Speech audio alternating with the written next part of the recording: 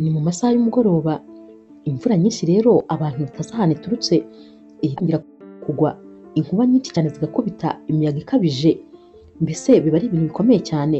Korowe rero uba yagiye mu gashyamba kaba kegereye ahantu aba atuye, yagiye gutembera, aba ari kumwe rero n'imbwa ye bari kwitemberera nyine, ajya kubona akabona rero imvura irahubutse atazi ngo ivuye hehe, agerageza rero kujya kureba imodoka ye, ariko asanga nyine imiyaga yabaye myinshi, ibiti byatangiye kugwa, maze imodoka ikanga kugenda kubera ko nyine mu nzira haba hagiye hitambika ibiti. Ava rero mu modoka akivamo, maze iyi mbwa ye ivamo yiruka, agahita ayoberwa ahantu igiye, ibintu byose rwose biba bifite ubwoba kubera inkuba nyinshi ziba ziri gukubita. Agenda rero yiruka ayikurikiye mu ishyamba ayihamagara, ariko akayibura. Ajya kumva rero akumva ijwi ry'umuntu umubwiye ati ngiyi nayibonye.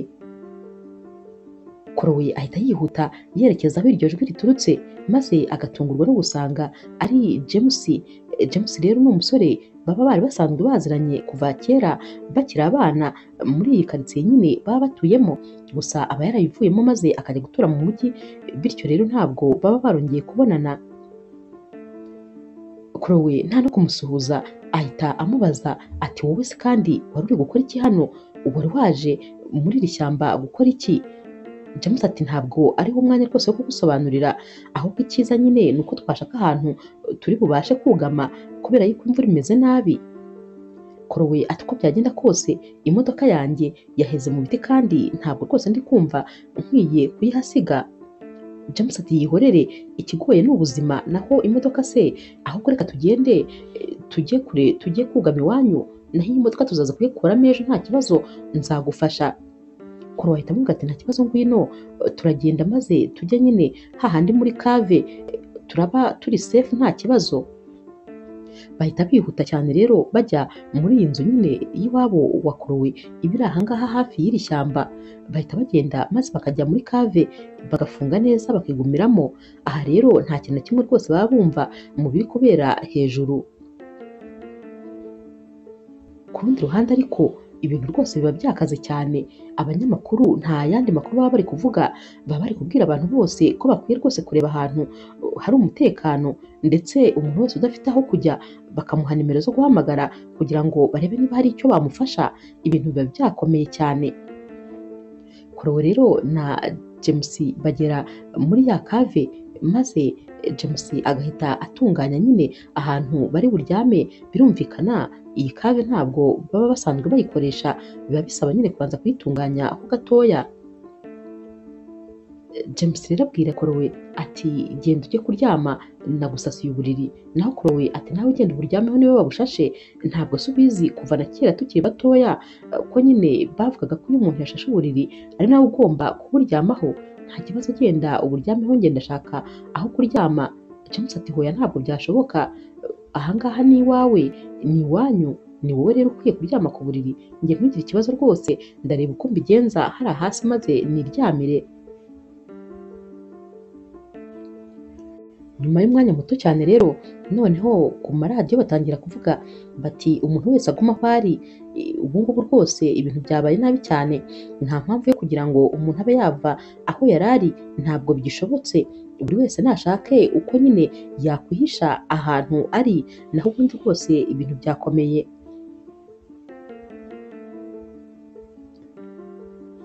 Korowe rero areba James maze agahita amubwira ati dore wanatose, reka nguhe imyenda mu myenda ya papa wanjye iri hano maze wambare. James ati nta kibazo rwose niyo naba ntose, icyangombwa ni uko wabashije kumpa ahantu ho kwihisha nkaba meze neza, kubera ko rwose sinzi ahantu nari kujya iyo ntaza guhura nawe. Korowe ati hoya nta kibazo, nta kibazo rwose, reka nguhe imyenda uhindure, we gukomeza kwambara imyenda itose bishobora kukuviramo kurwara. Noneho reba uramutse urwaye uri hano, nta hantu twaba turi bubashe kujya kwa muganga. James ajya guhindura imyenda, maze Korowe agahita asigara yivugana ati ariko rwose ndi umunyamwaku, nicyo cyaburaga kugira ngo nongere guhura na James. James ubu agiye kurara muri iyi nzu, gusa nyine nta mahitamo mfite, ntabwo namusohora muri iyi mvura. ubwo Chloe ahita atangira gutekereza umunsi nyine baherukana. Hari habaye ibirori maze bajya muri ibi birori. Ibi birori rero byari birimo nyine imyiyerekano, ariko bagombaga nyine kuba ari abantu bameze nk'amakupure, umukobwa n'umuhungu. Rero babazirikanyaga nyine ukuguru maze bakagenda bazirikanyije nyine ari amakupure menshi azirikanyije. Ubwo rero kupure yagombaga kugera nyine aho bari bakize ikimenyetso bwa mbere, niyo yari kuba itsinze. Naho rero James na Chloe nibo nyine nabo bari bafatanyije babaziritse ukuguru, maze baragenda bagezemo hagati baba baraguye. Barabisetse nyine ukuntu bari batsinzwe, kuko abandi bahise bagenda baba bagezeyo. Barizirikuye rero maze bahita bagenda bicara ahantu batangira gufata nyine ko kunywa. James yahise agenda azanira umutobe w'indimu Chloe, maze ahita amubwira ati ndabizi nyine kera tukiri abana iyo twabaga twagiye mu anniversaire ni uyu mutobe wakundaga kunywa. Chloe ahita amubwira ati reka burya ntabwo ari uko nakundaga uyu mutobe w'indimu, ahubwo ntabwo nakundaga gato mu by'ukuri. Rero kugira ngo nyine mbashe nyine kumva ko ntari kurya gatahari, nahitaga nyinywesha n'uyu mutobe w'indimu, nahitaga numva bihindutse nyine bitakimeze nk'uko byari bimeze. Bahita rero baseka maze agatangira nyine kunywa wa mutobe. Chloe rero abwira James ati uyu munsi twagize umunsi mwiza. James nawe ati nishimiye intsinzwi yacu. Agahita yongera akabwira Chloe ati hoya nakubeshyaga, nikiniraga rwose ntabwo nabyishimiye, ariko rwose byo twagize umunsi mwiza. Chloe rero ahita amubwira ati none se urabyumva ute turamutse twongeye guhura nka nyuma y'icyumweru tukaba twajya nk'ahantu tugasangira? James ati hoya ibi birori se ko bizongera kuba nka nyuma y'ukwezi, niho hafi. Chloe ati sibyo ndi kuvuga njye nawe nyine nk'inshuti tukaba twahura maze tugasangira tukanaganira. James rero ahita amera nk'umuntu wijimye maze agahita abwira Chloe ati ndakeka rwose atari igitekerezo cyiza, ntabwo byashoboka, umbabarire rwose kuba ngutengushye, ariko guhura nyine twembi babiri byo ntabwo byakunda. Chloe rero yahise yumva abaye nk'umuntu usebye, maze ahita abwira James ati umbabarire kuba narinzanye icyo gitekerezo. Yahise ahaguruka arigendera. Naho rero James nawe ahita amubwira ati ibi bintu rwose ntabwo byaba ari byiza kuri wowe, igendere. Guhera rero uwo munsi Chloe yahise arakarira James cyane, kuko yumvise nyine abaye nk'aho amusebeje. Nibyo rero Chloe yari ari gutekereza muri kano kanya, nyine yari ari muri cave ari gutekereza ukuntu umunsi baherukana na James yamusebeje. Ahita rero Chloe yimyoza maze akavuga ati nta yandi mahitamo mfite, kuko nyine sinamusohora, ariko rwose sinari narigeze nifuza ko nazongera guhura nawe ukundi.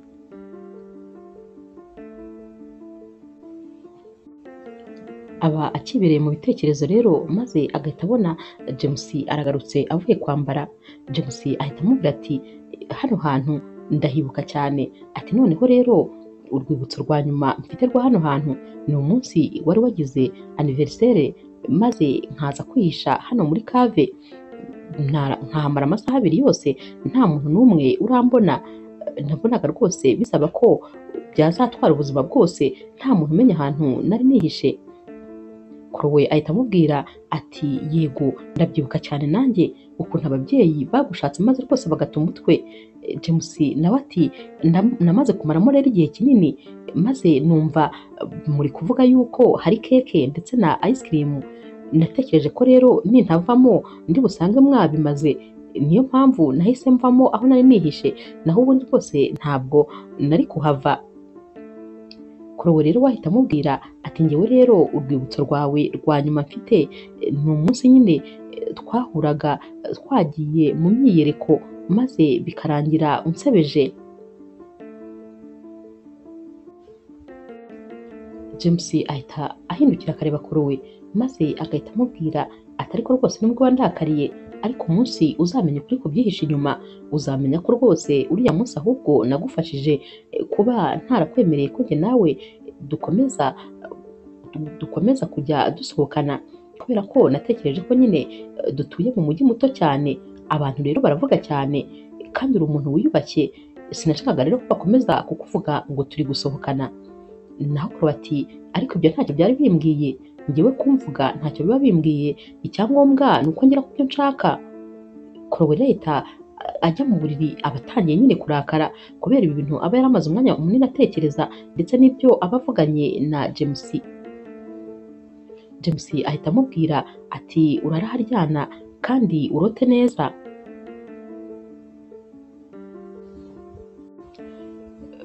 Bukeye rero mu gitondo James ndetse na Chloe bakangurwa n'akaradiyo kari kari aho ngaho kari kuvuga kati ibintu byose byasenyutse muri uyu mujyi, ibintu byose bimeze nabi, mushake nyine uko mugera. Bari kubarangira nyine ku biro by'akarere ko nibura ariho abadafite ahantu bajya baba bagiye mu gihe bagitegereje ubufasha. James rero ndetse na Chloe bahita babyuka nyine kugira ngo bajye kureba hanze uko hameze. Chloe aba agitunguka hanze agahita akubitwa n'inkuba neza neza, arareba ya mazu y'iwabo yose yari ari hano yose aba yasenyutse ku buryo nta kintu na kimwe kiba kikigeretse ku kindi. Ibintu byose biba byanyanyagiye kubera umuyaga, mbese nta kintu na kimwe rwose kiba gisigaye uretse hahandi nyine muri kave baba bari niho honyine haba hasigaye hadasenyutse, kuko no hejuru ya kave naho haba hasenyutse. Chloe rero aba agikubita amaso ibi bintu maze agahita yifata ku munwa. James nawe nuko, bose rwose babura ijambo na rimwe bavuga. Chloe ahita akomeza atera intambwe yegera nyine ibi bintu biba byangiritse cyane, ibitabo biba byanyagiwe byivanze n'ibyondo, intebe ziba zacikaguritse, mbese haba hameze nabi cyane, amabati yagurutse, ibintu byose biba byabaye isosi neza neza. Chloe rero ahita atangira kuzana amarira mu maso, maze akagenda akora kuri buri kimwe, ahita yikorera amaboko maze akabwira James ati ubuzima bwanjye bwose burarangiye, aha hantu niho hari inzibutso za famiye yanjye, aha hantu niho nakuriye, ubuzima bwanjye bwose bwari buri hano, none dore harasenyutse, nta na kimwe nsigaranye, mbese nsigariye aho gusa. James rero wabuze ikintu na kimwe yabwira uyu mukobwa, ahita agenda akamwegera maze akamufata akamuhobera, aramubwira ati ndakwinginze rwose, biragaragara ko ibi bintu bibabaje cyane, ariko niteguye kugufasha maze tukaba twagira ibintu bike bike turokora, tukongera tukabyanika tukabitunganya, ndetse rwose nkaba nanagufasha kongera kubaka izi nzu. Chloe ati nta bufasha bwawe na bumwe nkeneye, izi nzu ni iz'ababyeyi banjye, nta muntu n'umwe rero nkeneye ko amfasha kuzubaka, nzazubaka n'amaboko yanjye gusa, nta wundi muntu n'umwe nkeneye.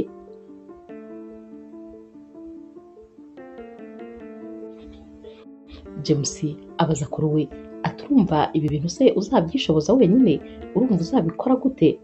Naho Chloe ati byanze bikunze ngomba kuba umunyembaraga, kubera yuko igishoro cya mbere ni ubuzima, kandi ubuzima ndabufite. Kuba mfite ubuzima rero ni impamvu yuko byanze bikunze ibi bintu ngomba kuzabikora kandi bigakoreka. James ahita amubwira ati ahubwo nanjye ibyo bintu nari ndi kubitekereza, ko igishoro cya mbere ari ubuzima.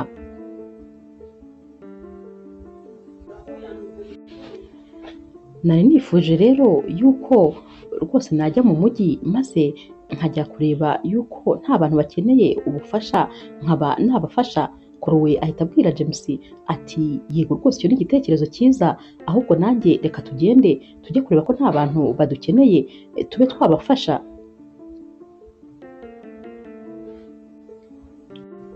Bahita bajya kureba rero ya modoka ya Chloe iba yaraye mu ishyamba, yo rwose basanga ikimeze neza, nta bindi biti biba byayigwiriye, maze bakayikurayo bakaba ariyo bagendamo. Baba bari mu nzira bari kugenda rero, maze Chloe akabwira James ati umbabarire rwose ku byabaye nimugoroba, kuba nagerageje kukwibutsa ahashize ntabwo byari ngombwa, cyane ko nta n'icyo byari kudufasha, nta n'icyo rwose byari kutwungura gutekereza mu hashize. James ati hoya nta kibazo, gusa rwose uzamenye yuko ntacyo wahombye kuba jye nawe tutarakundanye. James kandi ahita abwira Chloe ati jyewe rwose nta nubwo mba numva nkeneye gushaka umukunzi, na n'ubu ngubu nyine ndacyari single nka kwa kundi kwa kera. Ahubwo se wowe mbwira, ufite umuntu mu buzima bwawe, ufite umukunzi? Chloe ati yego mfite umufiance. Niko nabivuga, niko mbyumva. James rero yumva muri iyi mvugo ya Chloe harimo gushidikanya, maze agahita amubaza ati ni fiance wawe cyangwa ntabwo ari fiance wawe? Chloe ati yego ni fiance wanjye. Baba bakiri kuvuga ibi rero bagahita bahura n'imodoka ya polisi. Aba bapolisi nyine baba basanzwe babazi kuko ni abapolisi baba bakorera muri iyi karitsiye. Uyu mupolisi rero ahita abaza ba Chloe ati Chloe na James mumeze neza? Nabo bati yego. Nabo bati none se nawe umeze neza? Ati yego rwose kubw'amahirwe ameze neza, gusa nyine ibintu ntabwo bimeze neza cyane mu mujyi, abantu benshi bapfuye, ubu ngubu rwose ibintu byabaye nabi cyane. Uyu mupolisi kandi ahita ababwira ati noneho n'iyindi nkuru ibabaje ni uko meya w'aka karere kacu nawe rwose yabipfiriyemo ubwo yari asohotse agiye kureba uko abantu bameze, igiti cyagwiriye imodoka ye maze ntiyabasha kurokoka. Chloe rero na James noneho barushaho kugira ubwoba maze bakamubwira bati dukwiye kwihangana. Naho uyu mupolisi ati imvura niyo ya mbere mbi mu mateka y'uyu mujyi wacu ibashije kugwa hano. Bahita batandukana rero, ariko uyu mupolisi akababwira ati mugende neza, imihanda yangiritse cyane, ibintu rwose ntabwo bikimeze nk'uko byari bimeze, mwiyiteho rero kandi mwitonde. Bagera mu mujyi rero bagasanga ibintu byose byangiritse. Ahantu hamwe gusa niho haba hasigaye telefone, ibindi bintu biba byangiritse. James rero ajya guhamagara mukuru we uba nyine uri mu wundi mujyi, aramuhamagara akamubwira ati umeze neza? Naho mukuru ati nari ntegereje rwose ko mpamagara, nahamagaraga telefone yawe nkumva ntabwo iri gucamo, nari nagize ubwoba bwinshi cyane, uri hehe? James ati nyine narindi muri ya karitsiye y'iwacu hamwe twabaga kera. Mukuru ati wari wagiyeyo se kandi gukora iki? James ati umva ni birebire, gusa rwose umenye ko nyine ibintu bitameze neza. Mukuru ati none se n'inzu y'iwanyu yasenyutse? James ati ntabwo nigeze njya kuhareba, gusa nyine iri joro naraye kwa Chloe, twaraye muri cave, ariko nyine ibintu ntabwo ari sawa. Mukuru ati none se Chloe we ameze neza? James ati yego ameze neza, atari ko za nzu z'iwabo zose zasenyutse, ubu habaye nko mu matongo. Mama rero wa James ndetse na mukuru we nyine aba ari guhamagarira mu cyumba ati uwo nguwo se ni James? Mukuru we ati yego ni we, ariko nta kibazo nyine turi kuvugana ameze neza. Baba bari guhisha mama wabo ko yari ari ahantu habereye biriya bintu byose, kuko nyine baba bumva yahita agira ubwoba. Mukuru rero wa James ahita amubaza ati Imana ishimwe ko ibyo byose byabaye uri kumwe na Chloe maze ukabasha kumwitaho. James ati ahubwo ibyo utekereza se wagira ngo niko byagenze? Ahubwo Chloe niwe wabashije kunyitaho, arancumbikira ndetse rwose ampa n'imyenda yo kwambara igihe nari natuse imvura yanyagiye. Mukuru we rero ahita aseka maze agahita amubaza ati none se mbwira, aracyari mwiza se nka kwa kundi kwa kera yari ameze? James ahita yipfuka ku munwa nyine kugira ngo abari impande n'impande batumva, maze agahita amubwira ati ahubwo biri ubu noneho ni mwiza cyane kurusha kwa kundi yasaga, ntaho bihuriye, yabaye inkumi nziza cyane, mbese umubonye ntabwo wamumenya. Mukuru we rero ahita aseka maze agahita amubwira ati umwiteho rero, umwiteho kandi cyane. Naho James agahita abwira mukuru ati uranyihanganira, iyi telefone niyo yonyine isigaye muri uyu mujyi kandi umurongo ni muremure, reka ne gutindira abandi bantu, ubwo ndaza gushaka ukundi tuvugana. Gusa nyine tumeze neza, ariko turi kugerageza kugira ngo dufashe abandi bantu bafite ibibazo kuturusha. Mukuru ati yego, ugire umunsi mwiza kandi unsuhurize Chloe.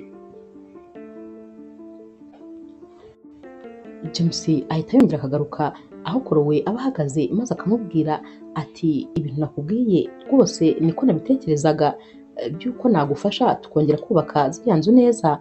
Chloe ati nta kibazo, ndaza kwishakira igisubizo. James ati impamvu nabikubwiraga si uko nagufashe nk'umukobwa w'umunyambaraga nkeya, oya rwose ndabizi ko wabishobora, ahubwo nyine ni uko nifuza kugufasha. Ntubizi se ko ibintu by'ubwubatsi aribyo n'ubusanzwe nkora, byakoroha rwose ndamutse ngufashije kandi ntabwo byambangamira. Korowe ati urakoze cyane kubwo kubitekereza ariko nzabyifasha. Korowe rero ahita areba ku murongo wa telefone maze akabona ni we nyine ugezweho, ahita abwira James ati reka njye kuri telefone njye kuvugana na fiance wanjye, ubu rwose arahangayitse. Korowe ahita agenda agahamagara rero fiance we, fiance we akitaba akumva ijwi ni irya Korowe, ahita amubwira ati nari nahangayitse, nari nakubuze cyane ko fiance we nyine aba ari mu kindi gihugu.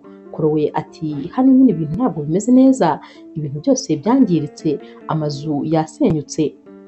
Fiance we ati ariko wowe nizere ko umeze neza? Korowe ati yego, gusa nyine iwacu hose habaye amatongo, ubu rwose uyu mujyi ntabwo wakongera kuwumenya. Fiance we ati nari nahangayitse cyane. Korowe ati nyine nta kintu na kimwe kiri gukora hano, n'iyi telefone kuba tuyibonye ni amahirwe kuko ibintu byose nyine byangiritse. Korowe ahita amubaza ati none uzaza ryari?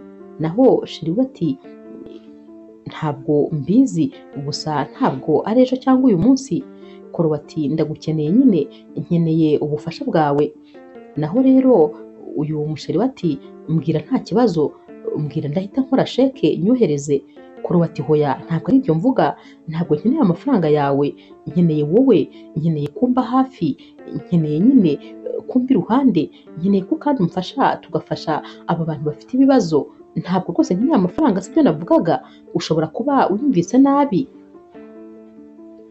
Batandukana rero kuri telefone, maze uyu musore nyine uba ari sheri wa Korowe ahita ahamagara nyine abubatsi abazi bo muri kino gihugu, akababwira ati mugure ibintu byose byo kubaka, maze ushake n'abakozi ubundi mujye gusana inzu ya sheri wanjye. Ahita abahereza nyine aderese, maze aba bagahita bagenda bihuse bakajya gusana nyine iyi nzu ya Korowe. Mu by'ukuri nta muntu n'umwe uba wigeze avugisha Korowe.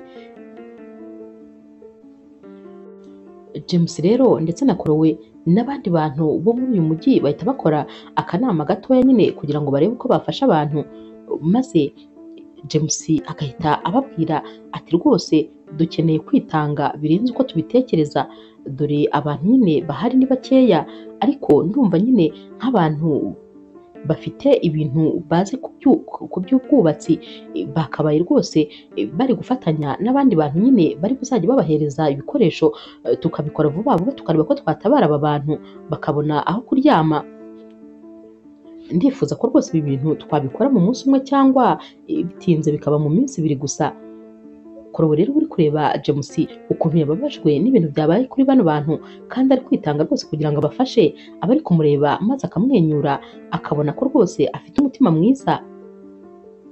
Bapanga rero ukuntu bari butabare, maze bakanavuga ko rwose hari umuryango wari ugizwe n'umumama ndetse n'abana 5 wasenyewe ku buryo rwose bari hanze burundu.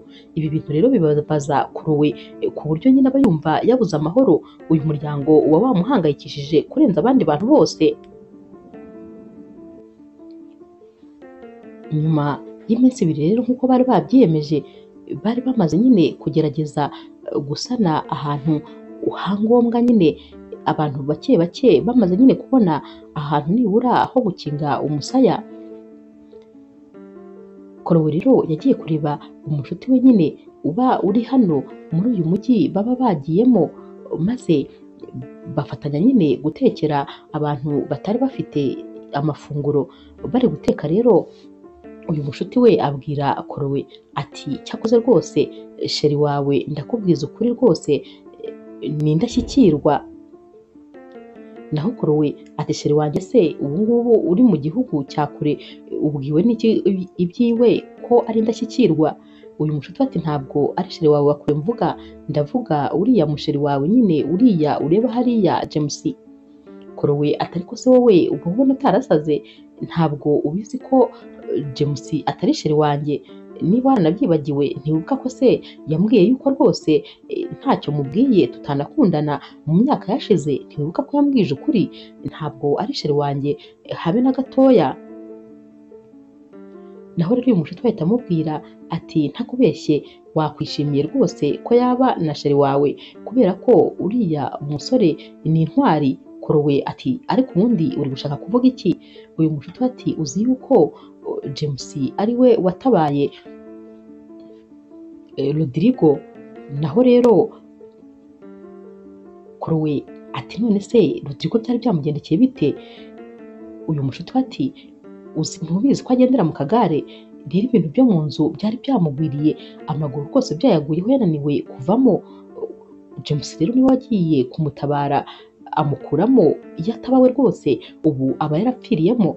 Ikindi kandi n'aya ma ekipe y'abatabazi ari kuvuga yuko iyo hataba ibitekerezo bya James bataba barabashije kugira abantu barukora, ndetse no kuba hari abantu batangiye kubona nibura n'aho bakinga umusaya, byose nibo bari kubikesha. Korowe rero yumva ko rwose James ari we watabaye uwo musaza uwo bagenderaga mu kagare, maze akongera kumva yishimiye ubutwari bw'uyu musore. Naho umushuti we ahita amubwira ati gusa nyine uriya musore ni mwiza cyane, ni bogari, umuntu wese rero yakwishimira kuba baba inshuti. Noneho ubutwari afite n'umutima mwiza afite, ntakubeshye rwose njyewe yantangaje. Uyu mushuti wa Korowe ahita amubwira ati rero niba nyine wowe ntacyo mupanga nta n'icyo muhuriyeho, reka nigerageze amahirwe yanjye maze mbe namusaba ko twasangira. Naho Korowe ati muzasangire, ahubwo nushaka uzaba ari urya aho kugira ngo urye ibiryo, ntacyo bimbwiye rwose, mbabara nikomereza akazi uzabikora uko ubyumva rwose, njyewe uriya nta kintu na kimwe duhuriyeho.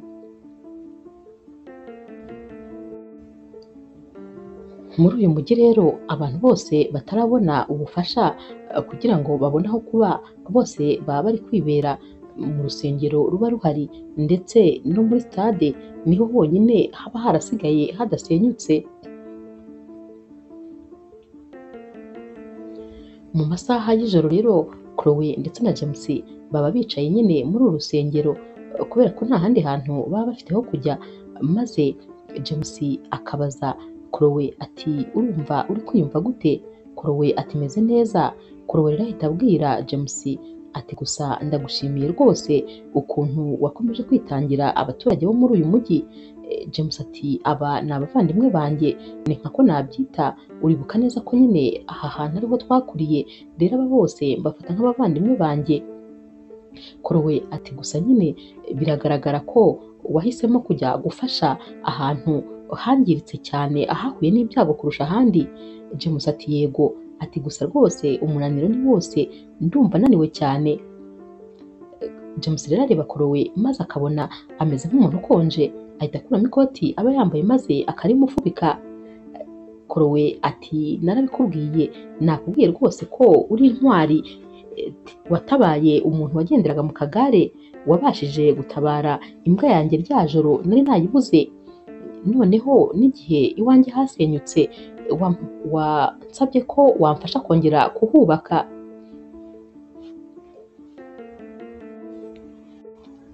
James ati ariko nawe ntabwo wabyemeye, warabyanze. Korowe ati kubyemera ntabwo aricyo cyari cy'ingenzi, icy'ingenzi ni ukuba warabitekereje kuba wabikora, kuri njyewe ibyo biba bihagije. Noneho dore ukuntu no gufasha abantu kugira ngo babone aho baba. Ikirenze kuri ibyo, uyu musore nyine ndi kuvuga ararebye abona ko nkonje maze ampa ikoti kubera gutekereza ko nshobora kuza kwicwa n'imbeho. Ababivuga anaseka, maze James agahita yindukira ari no guseka nawe ati ndiguhaye ntaryo ushaka. Batangira kurirwanira rero nyine ariko bari mu mikino. Korowe amubwira ati ndarishaka, naho James ati nsubiza ikoti ryanjye, ubanza ntaryo washakaga. Maze bagahita barebana mu maso nyine uko baba bari kurwanira iri koti. James yitegereza mu maso Korowe ariko ntibasomane, nyine agahita yigarura, agahita amubwira ati ndabona bwije cyane, ahari twasinzira tukareba ko twaruhuka. Muri uru rusengero rero haba harimo matera nyinshi cyane zigiye nyine zishashe hasi kugira ngo abantu bananiwe babe babona uko baruhuka. Umunsi wakurikiye rero James arabyuka maze akajya gukangura Chloe ariko asanga agisinziriye cyane maze akamureka agahita yigendera. Chloe rero igihe akangukira ahita abyuka ajya kumushaka, ahura rero n'undi musore ubu uri gukorana na James mu by'ubutabazi. Chloe ahita amubaza ati nta James? Naho uyu musore ati James yagiye, yakubyukije ntiwabyuka, maze ahita agenda. Chloe ahita abwira uyu musore ati hari ikintu nashakaga kukubwira, ndifuza ko noneho ubwo interinete yongeye gusubira ku murongo, ibintu byatangiye kongera gukora, twatangira gushaka ubufasha. Noneho ndifuza ko twafata amafoto y'amazu yasenyutse kurusha ayandi, abantu bafite ibibazo kurusha ibindi, maze tugatangira kubishyira ku mbuga nkoranyambaga, maze abantu bagatangira kuduha ubufasha. Uyu musore ahita amubwira ati ni igitekerezo cyiza cyane, kandi rwose ubufasha dushobora kububona, abantu nibabona ibyabaye bazadufasha, nibura tubashe kubaka vuba vuba, n'abandi batarabona aho gushyira umusaya nabo baba babona aho kuba. Chloe rero ahita amubwira ati ngiye rwose gutangira gufata ayo mafoto, maze ngende ndi kuyerekana ku mbuga nkoranyambaga. Uyu musore ahita amubwira ati ngende namaze kubara amazu 22, birumvikana nyine harimo n'inzu yawe. Naho Chloe ati hoya, bara 21, ngewe nta kibazo, ntabwo rwose nkwiriye kujya mu bantu bakeneye ubufasha byihutirwa, ngewe cyanjye nzabyitaho nyuma, ntugire ikibazo.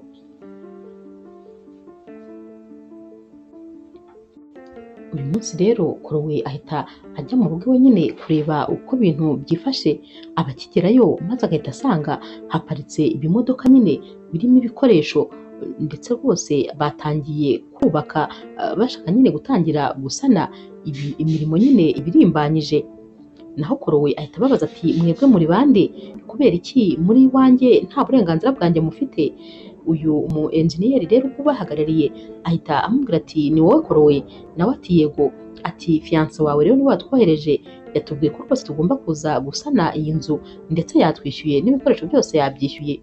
Chloe ati ntabyo nshaka, nimufate ibintu byanyu maze mugende. Naho uyu mu engineer ati ntabwo bishoboka, gute se ushobora kwanga ubufasha kandi ibintu byose byarangije kwishyurwa? Chloe ahita amubwira atumva nkubwire, igenda mu mujyi, agahita nyine amurangira ya famiye iba ari iy'umumama ndetse n'abana 5. Aramubwira ati ibyo bikoresho byose biyora bijyane nta kibazo, maze mujye kuba ari we mwubakira, uriya mumama akeneye ubufasha kundusha, njyewe nta kibazo, nimugire vuba. Uyu mu engineer ahita amubwira ati nta kibazo, reka tubanza duhamagare rero kampani dukorera, maze tuyibwire ko rero duhinduye aho twari turi gukorera. Chloe ati nta kibazo, nimukore ibyo mushaka, ariko nimugende nyine muba ari we mwubakira uriya mumama.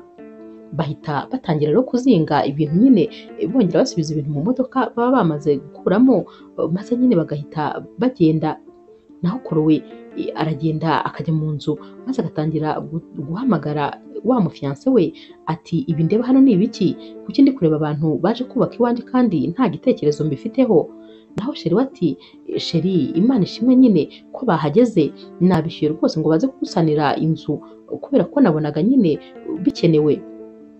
Chloe ati ntabwo nkunda ukuntu ufata ibyemezo nta gitekerezo nabigizeho, wagombaga kubanza kumbaza ukumva nicyo mbitekerezaho.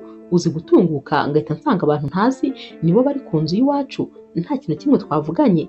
Ikindi kandi ntabwo ari njye mbabaye cyane muri uyu mujyi ku buryo ari njye nkwiriye guherwaho mu butabazi, hari abandi bantu bababaye cyane nibo bakabaye baherwaho. Nabirukanye rero rwose, ntabwo nshaka. Icyo nashakaga ni uko nashakaga ko nyine uza ukamba hafi, nari nkeneye kubona nyine umuntu undi hafi umpumuriza. Ntabwo nkeneye amafaranga, ntabwo nkeneye rwose ubufasha ubwo aribwo bwose bufatika, ariko hari abandi babukeneye kundusha.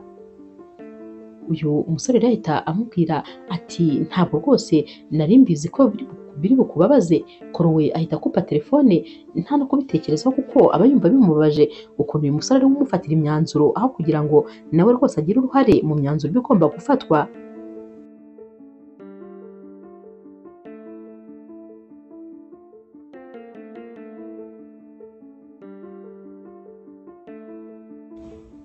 Chloe ava kuri telefone maze akumva imbaraga rwose ntabwo azi ahantu azikuye. Ahita ahindura imyenda maze akiyemeza guhita atangira akazi nyine ko gukora amasuku ahangaha iwabo.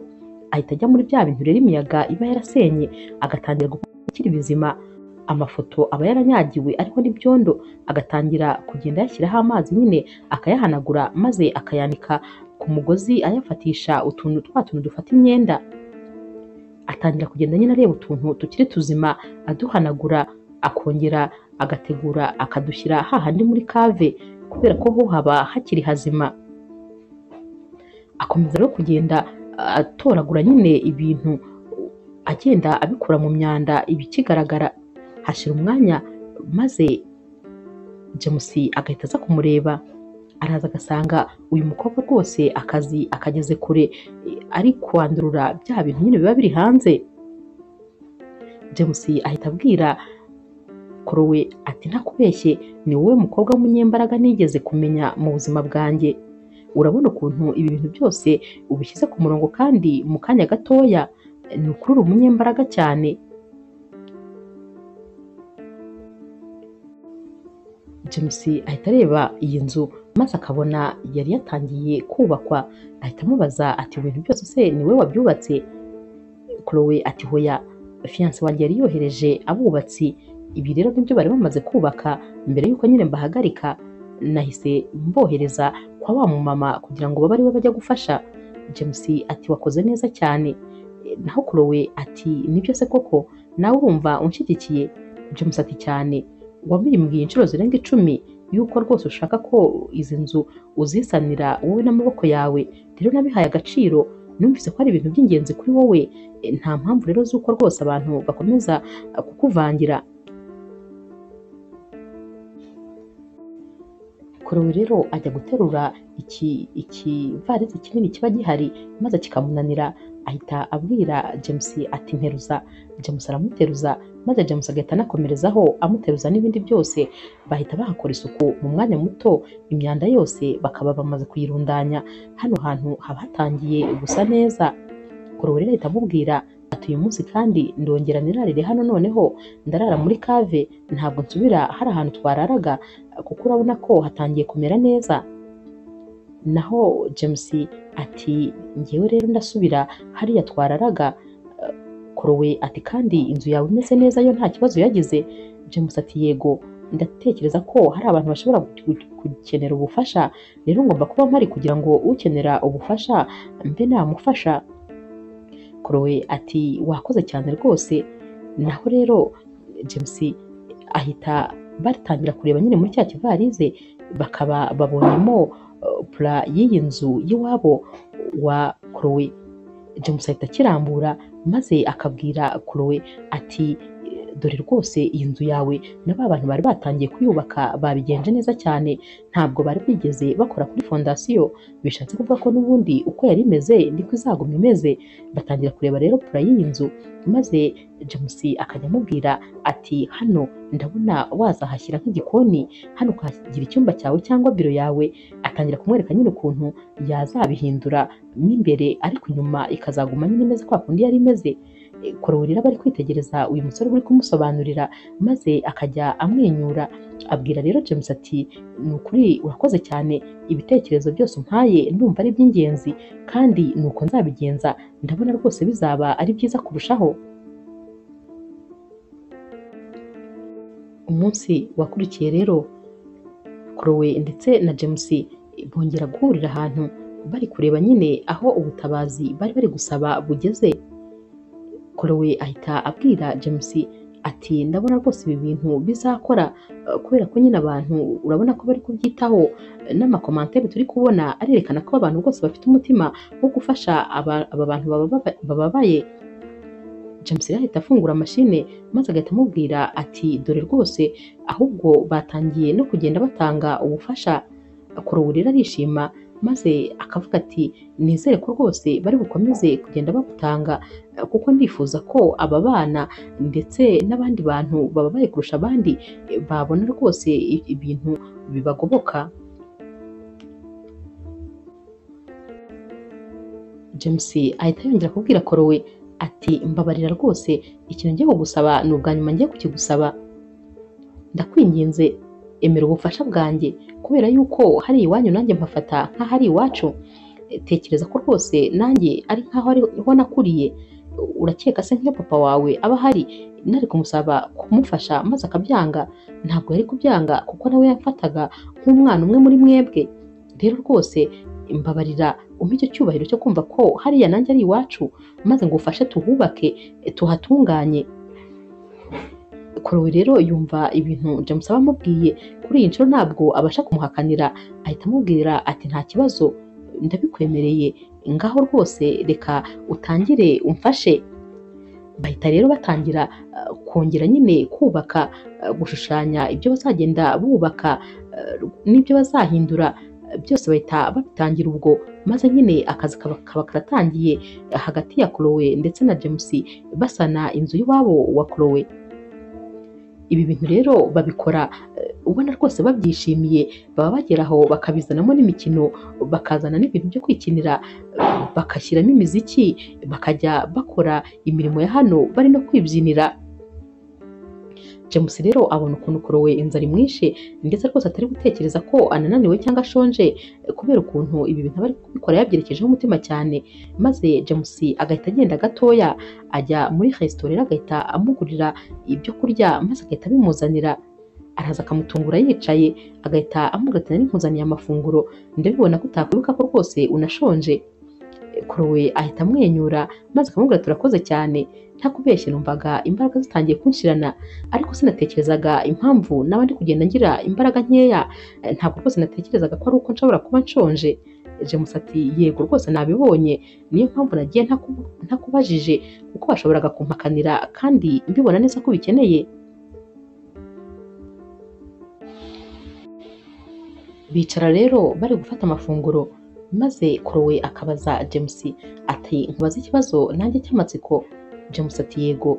Chloe ati kuri umusore mwiza ndetse rwose ukaba uzi gutanga keya, uzi kwita ku muntu uwo ari we wese, bigaragara ko noneho umukunzi wawe wamwitaho by'akarusho. Ni gute uri wenyine? Ni gute nta mukunzi ufite?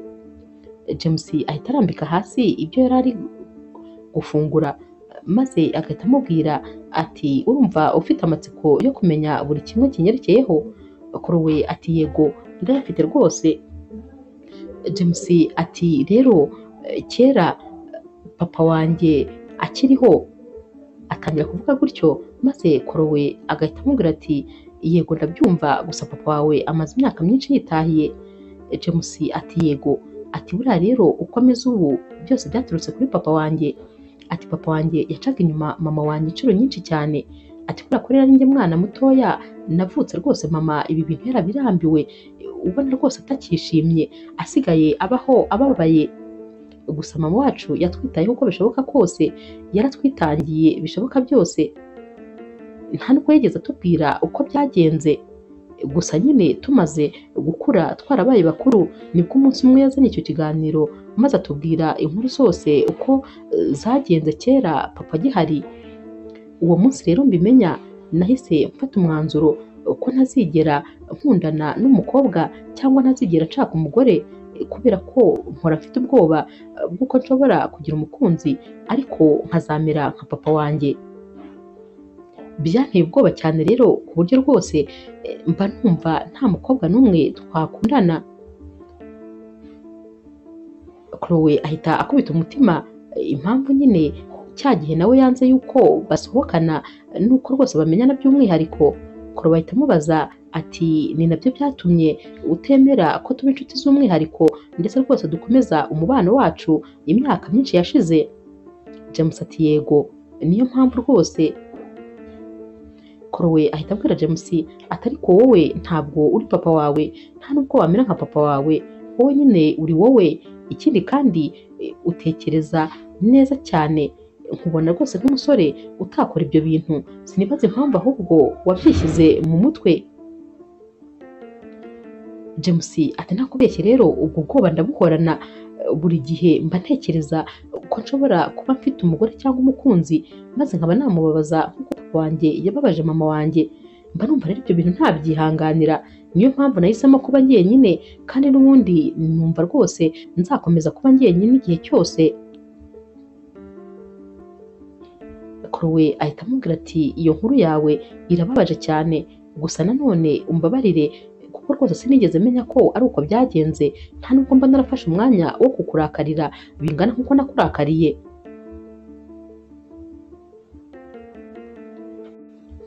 Chloe abwira James ati ariko nubwo ibyo bintu byose byagenze gutyo, ntabwo numva ko rwose ari impamvu yatuma ukomeza kuba wenyine. Ntabwo abakobwa bose uzabanga kubera ubwoba. James rero ahita ashaka ko bahindura nyine ikiganiro, maze agahita ahaguruka akamubwira ati reka dukomeze dupange ibyo kubaka, turacyafite akazi kenshi. Atangira kumwereka nyine ibyo bagomba gukora, ibyo bagomba guhindura, maze bagahita basubira mu kazi gutyo nyine. Ntabwo aba ashaka ko bakomeza kuganira iki kiganiro. James kandi ahita abwira Chloe ati gusa nanone ndabona dukeneye inshuti zanjye nk'eshatu. Chloe ati kubera iki?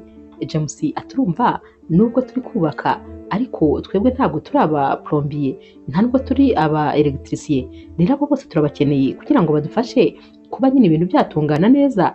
Ntabwo ibintu byose reka twabyifasha. Kuri iyi nshuro Chloe ahita amubwira ati ntabwo rwose igitekerezo cyawe ndi bugihakane, yego turabakeneye abo bantu. James rero ahita atangira guhamagara abashuti be baba nyine abizi ko ari aba plombier ndetse n'aba electricien. Baraza rero maze agahita bahuza na Chloe ati aba rero nibo bagiye kudufasha mu byerekeranye nyine n'amazi muri iyi nzu ndetse n'umuriro. Chloe arabishimira maze akababwira ati murakoze cyane. Bamubwira ko rero ahandi hantu henshi bari bakenewe bamaze kuhatunganya nta kibazo. Umusore umwe muri aba rero yitegereza cyane Chloe maze agahita amubwira ati uri mwiza cyane. James ahita amubwira ati genda gake, tera intambwe witonze, uyu mukobwa ureba hano afite fiance, itonde rero genda gake. Naho uyu musore ati nivugiraga gusa. Bose rero bahita baseka nyine maze bakabwira James bati cyangwa nawe wafushye. James ati hoya da, ati amaboko nayamanitse. Baba bari guseka nyine ari blague. Ku mugoroba rero akazi kaba karangiye maze babandi bose bagataha, hasigara James ndetse na Chloe. Chloe rero abwira James ati ndongera nze kurara muri cave nyine nta kibazo. James nawe ati uyu munsi nanjye ndarara iwanjye, nunkenera uze kuza kundeba cyangwa se umpamagare nta kibazo ndaba mpari. Baratandukana rero maze Chloe akajya kuryama ndetse na James nawe akajya kuryama nyine mu nzu ye. Noneho mu masaha y'ijoro rero Chloe aba aryamye maze agatangira kwigaragura mu buriri yabuze ibitotsi. Ku rundi ruhande kandi na James nawe biba ari uko, aba ari kwigaragura rwose, kuryama byanze, aba ari gutekereza kuri Chloe. Chloe nawe aba ari gutekereza kuri James. Gusinzira rero biranga neza neza burundu, maze Chloe akabyuka akajya kureba James. Na James kandi nuko bigenda, nawe arabyuka maze akajya kureba Chloe. James rero amara kugera kwa Chloe maze telefone ye igahita isona. Chloe ahita James ahita yitaba maze Chloe agahita amubwira ati mbwira urabimenye se ko nari ndi hano? Naho Chloe ati wari uri hehe ko ngeze iwawe nkaba nabuze umuntu umfungurira? James ati urebye nyine nanjye ndi iwawe. Bose bahita baseka maze Chloe ati ubuse koko byagenze bite kugira ngo twese ntiduhurire no mu nzira? James ati nabuze ibitotsi maze mpitamo kuza kukureba. Chloe ati nanjye nuko gusinzira byanze maze nza kukureba. James ahita amubwira ati biratangaje kuba uri iwanjye nanjye ndi iwawe, gusa nyine ubwo ari uko byagenze reka nta kibazo uryame iwanjye nanjye ndyame iwawe. Chloe ati nta kibazo, nta kundi nyine byagenda. James ahita amubwira aho ari bukure urufunguzo rwinjira mu cyumba cye, naho we nyine aba yarangije kwinjira kuko abaza aho Chloe abika imfunguzo hose. James rero ahita ajya mu cyumba cya Chloe maze akaryama, na Chloe nawe akajya mu cyumba cya James akaryama. Gusa bose wagira ngo neza imitima yabo ibiri gukora kimwe, bahita bongera bakavumbuka mu buriri maze Chloe agatangira kuzenguruka inzu yose ya James agenda nyine areba utuntu twose turimo. naho James nawe agahita ajya ahantu Chloe aba yaranditse amafoto, maze agatangira kugenda areba amafoto yose, agenda rero abona amafoto yabo yo mu bwana, maze agatangira kwivugisha ati nyamara nubwo abakobwa bose byananiye kugira uwo nkunda, ariko rwose Chloe ndamukunda, gusa nanone kubera ukuntu mba mfite ubwoba kuko nshobora kutazaba umugabo mwiza, niyo mpamvu mba numva ntakwiye kumwinjiza mu rukundo. Uyu mukobwa rwose mba numva ntamuhemukira, ikindi kandi afite fiance, ariko ubundi kuki uyu mutima ukomeza kunzamo utuma ntekereza Chloe cyane. Uyu mukobwa afite fiance, ikindi kandi nanjye siniyizeye, ahari rwose sinina mwiza kuri we. Akomeza rero kwikuramo ibi bitekerezo ariko bikanga. Chloe nawe aba ari gutekereza ukuntu yakunze uyu musore guhera kera kose, nyamara uyu musore akaba adashaka kujya mu rukundo n'umwanya na mutoya. N'ubundi rero birongera bikanga, maze Chloe agahita abyuka yihuta akambara, maze agahita yongera agasubira iwe. James nawe utaba wigeze asinzira nyine, birumvikana aba ari kugenda yirebera inzibutso nyine ziri hano zimwibutsa uko yabanaga na Chloe bakiri batoya, ahita ajya kumva imbwa nyine iramutse yo kwa Chloe, ahita atekereza ko byanze bikunze hari ikintu kiri hanze. Arasohoka, agisohoka agahita asanga ni Chloe, ahita amubaza ati kubera iki se kuje muri iri joro, bigenze bite, hari ikitagenze neza se? Chloe ati hoya, nta na kimwe rwose kitagenze neza, gusa nta mahoro y'umutima mfite, ndumva rwose ntatekanye, ngarutse kukubwira kandi ko ngukunda. Ndagukunda rwose James, ndagukunda cyane, kwihangana byanze, nta mpamvu y'uko ngomba rwose gukomeza kubabazwa n'urukundo, kandi uwo nkunda ahari. Ndagukunda cyane kuva kera kose urabizi. James ahobera Chloe maze akamubwira ati nanjye si uko ntagukunda, uri umukobwa mwiza urabizi, ariko nanone mfite ubwoba bw'umugabo nzaba we. Ntabwo rwose nshaka kuguhemukira, sinshaka kuzakubabaza. Chloe atariko wikomeza kumbwira ibyo bintu, kuri iyi nshuro rwose ukwiye guhindura ibitekerezo. James rero akomeza kwihagararaho, maze Chloe akamubwira ati ariko wowe uri wowe, papa wawe ni papa wawe, kuki wumva ko ugomba kuzaba nkawe? James atega ni amaraso ye antemba mu mubiri, kandi nabwiye mama wanjye ko ntazigera mbera nka papa wanjye n'umunsi n'umwe.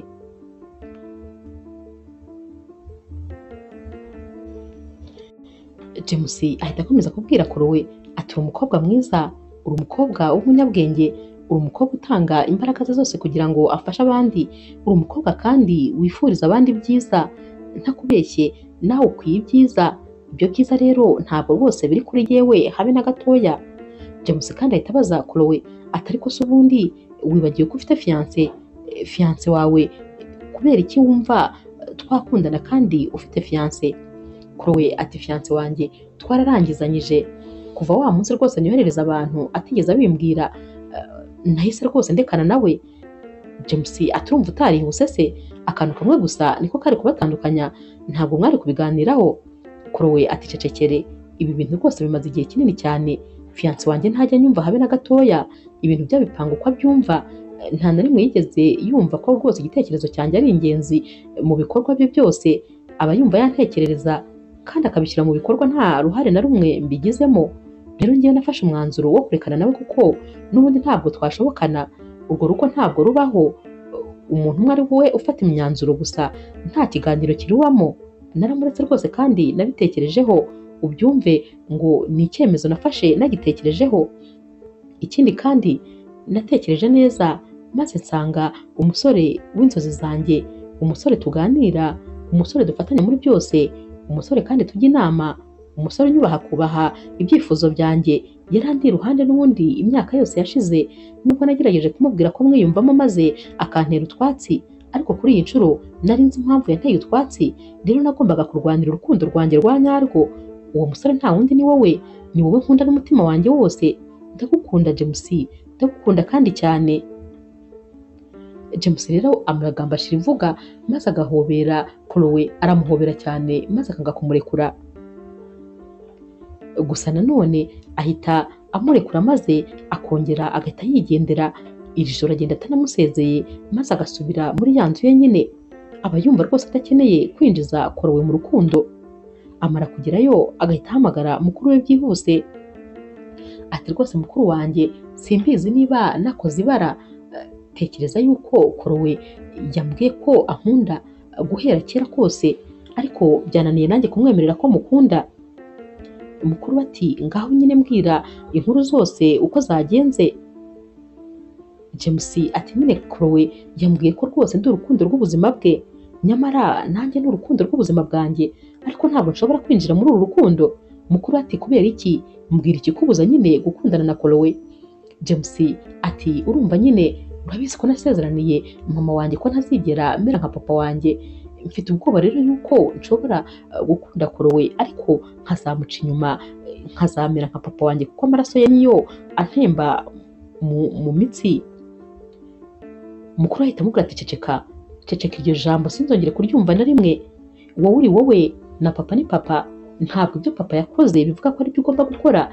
Ikindi kandi ntabwo ugomba kwangiza ubuzima bwawe ngo nuko papa wacu atitwaye neza.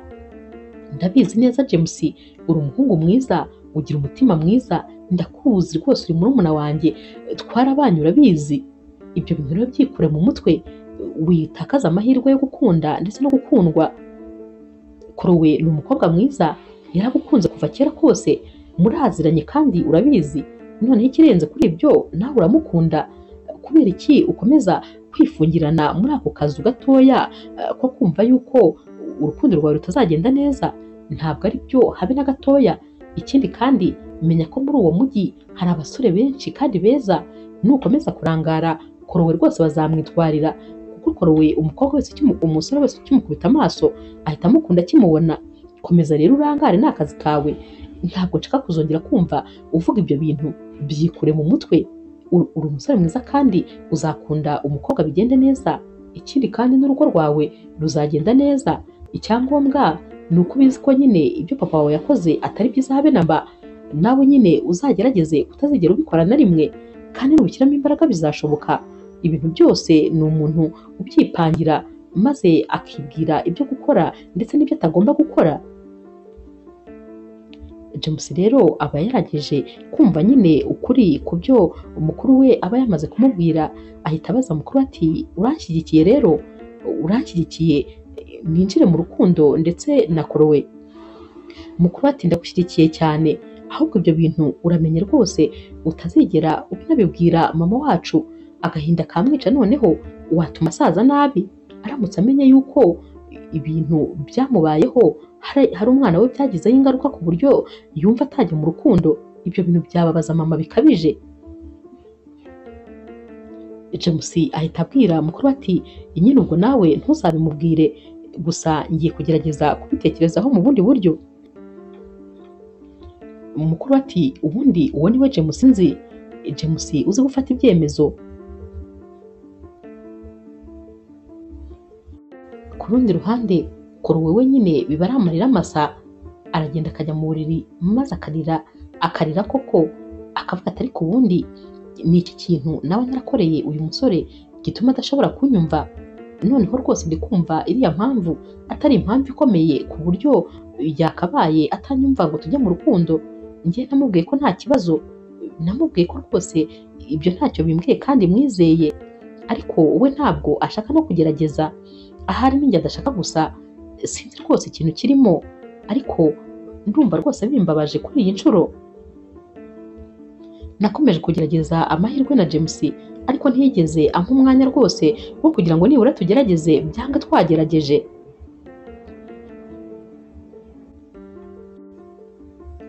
James rero ahita atangira gutekereza ibintu mukuru we byose aba yamubwiye.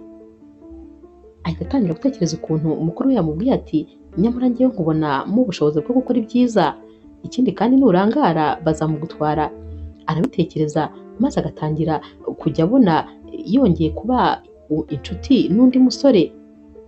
Ahita agira ubwoba maze akavuga ati nyamara nshobora kurangara maze nkazasanga ntagifite Korowe. Arabyuka rero maze agahita ajya gushaka ibikoresho muri atelier ye nyine ibiri muri iyi nzu yabo. ahita yicara maze agatangira kubaza impeta mu giti.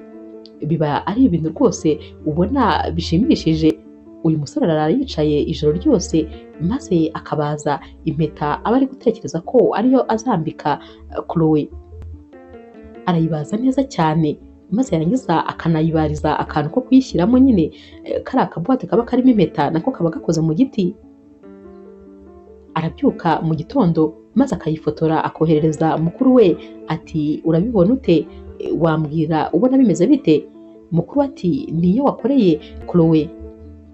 James ati cyane rwose ntabwo naryamye, niyo naraye ndi gukora. Mukuru we ahita amubwira ati ni nziza cyane cyane rwose, urabizi yuko se iri bumukwire? James ati ngomba ahubwo kujya kuyimugera, gusa nyine urutoki rwe ndaruzi cyane, ndabizi neza ko rwose biri buhuriremo. Umukuru we ahita amubwira ati genda vuba rero, ntugatekereze ibintu ngo maze ubirindirize ejo. Niba ushaka gukora ikintu uhita ugikora ako kanya, kuko hari abandi bashobora kugikora mu mwanya wawe.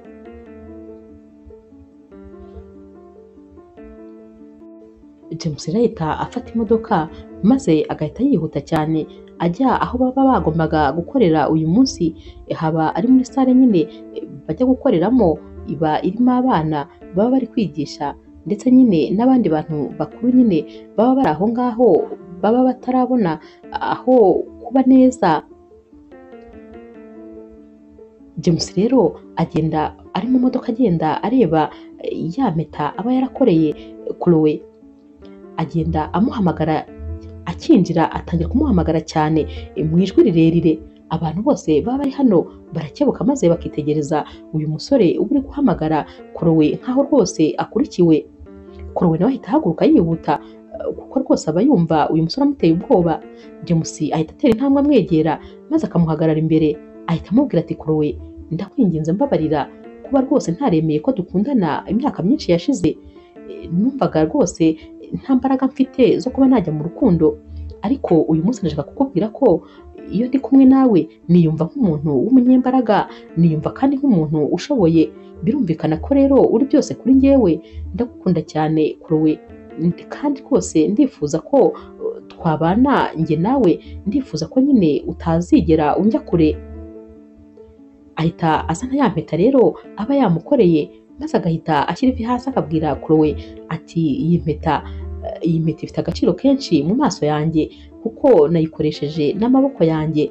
Iri joro ryose nayirayeho ndi kuyikora kuko nyine numvaga nshaka kukwambika ikintu gifite ubusobanuro ndetse rwose ikintu nashyizeho imbaraga zanjye zose. Abantu baba bari muri iyi sare rero bose batangira kuvuga bati mbega ibintu byiza. Naho rero James ahita abwira Chloe ati wakwemera kunyuzuza? Ubwo nyine aba ari kumwereka ya mpeta. Chloe arareba maze akabona iyi mpeta ni nziza cyane, ahita amuhereza ikiganza maze akavuga ati ndabyemeye rwose. Abari aha rero bose batangira gusakuza bati turabishimiye cyane, bagakoma mu mashyi maze bakavuga ko iyi mpeta ariyo ya mbere babonye nziza cyane mu mpeta zose baba barigeze babona bakurikije n'ubusobanuro bwayo. Chloe rero ahita abwira James ati ndishimye cyane kandi ndagukunda cyane, gusa nanone burya nta kintu kibaho nta mpamvu. Kuba iyi mvura yaraguye ari nyinshi kuriya, ahari byari bifite icyo bivuze kuri jyewe, ahari ntabwo twari kuzongera guhura iyo bitaza kuba ikibazo cy'iyi mvura. Ubu rero ni umugisha nabonye kubera ko nyine niyo yongeye gutuma twongera guhura njye nawe. Ndakwishimiye kandi ubyumve. Barahoberana maze James agasaba abantu baba bari hano kubafata amafoto.